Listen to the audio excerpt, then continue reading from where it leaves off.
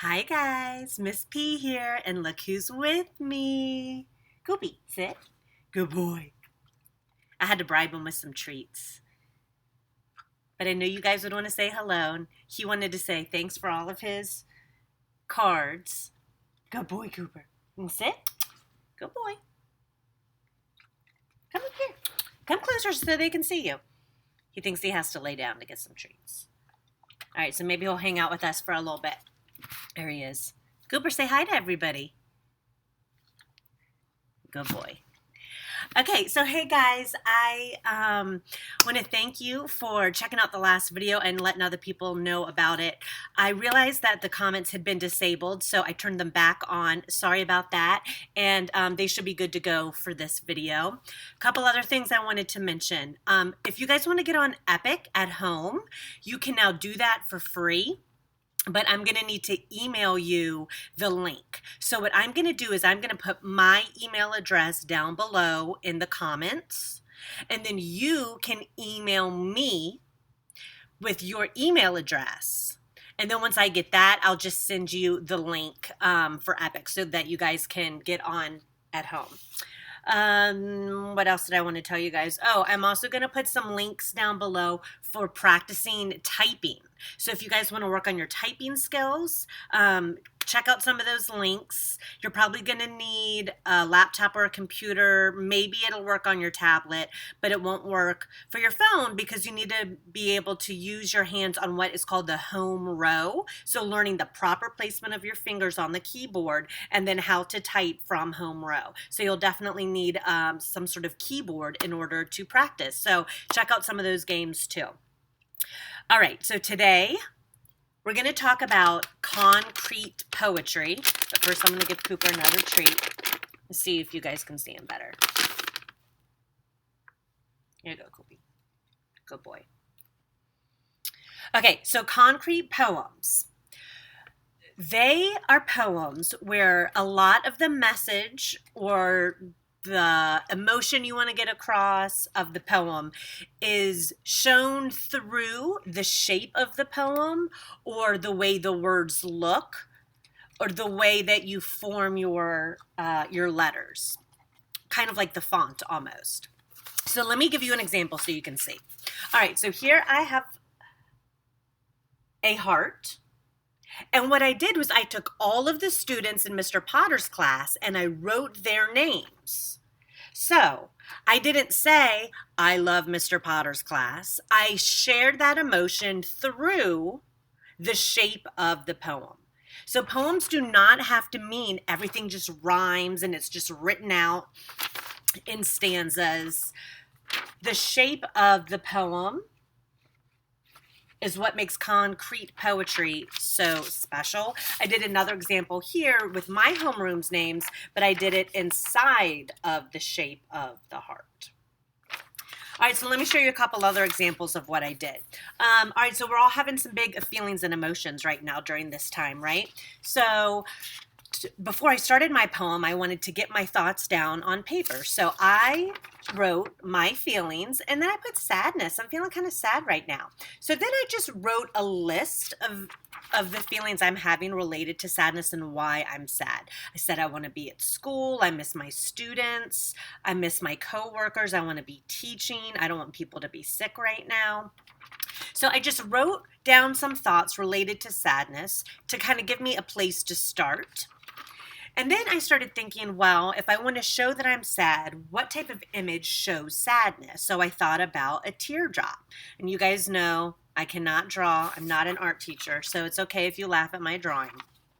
But what I did was I made an eyeball, or I tried to make an eyeball, and then I made a big teardrop. And I took some of the sentences that I liked best from my list, and I used them in my teardrop shape. So I never actually said, I am sad in my poem. I took some feelings of sadness and then I displayed them visually through a teardrop. So I'll tell you what I ended up with. Are they okay? I really miss them. I wish we could all be together at school. Stay safe. So those are some of my feelings that I put for that poem. And then I'll show you one more, just to make things end on a little bit of a brighter note. I decided to do a poem about springtime. Spring is here, things are starting to bloom. So again, I wanted to organize my thoughts before I started my poem. So this is what I did.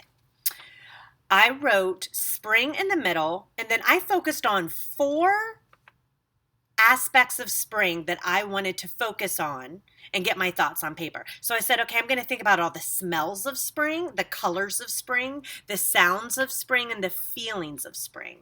So for feelings, spring makes me feel joyful and happy. So I put hopefulness, possibility. There's lots of new life happening. Little baby ducks are being born. So I feel optimistic about everything that's to come. I feel calm, and I wrote grateful. I feel grateful that the long cold winter is over and that it's a time when people can start getting outside and new life is blooming and growing.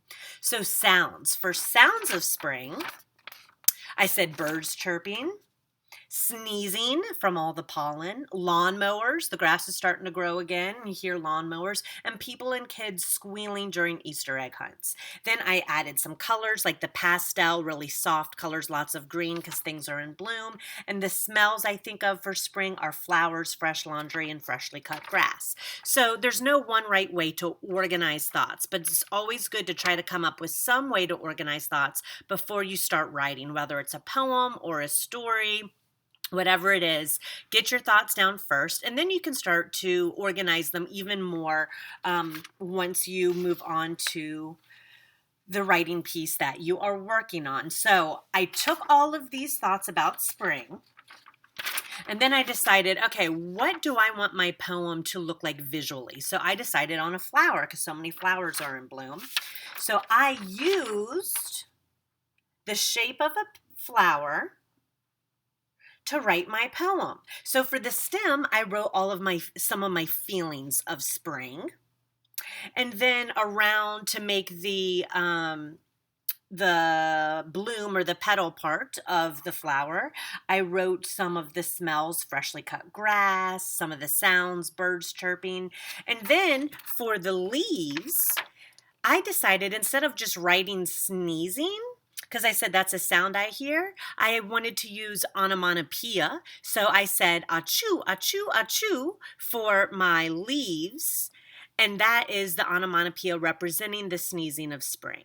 So nowhere did I say the word spring other than up in my title, but I made a flower and described spring using the shape of the poem to help tell my story. So there's endless possibilities here, so many things you can do. I hope this is something exciting you might want to work on at home. Let your creativity and your mind just run wild. There's no one right or wrong way to do it. One little tip or trick that might help you is I used really light pencil to draw my shape, and then I went around and used my pen or marker or whatever you want to use to then write the word. So here I actually sketched my heart with a pencil and then went back with my pen to fill in around my pencil. Then I went back and erased my pencil line. So that just might help you if you sketch it out first.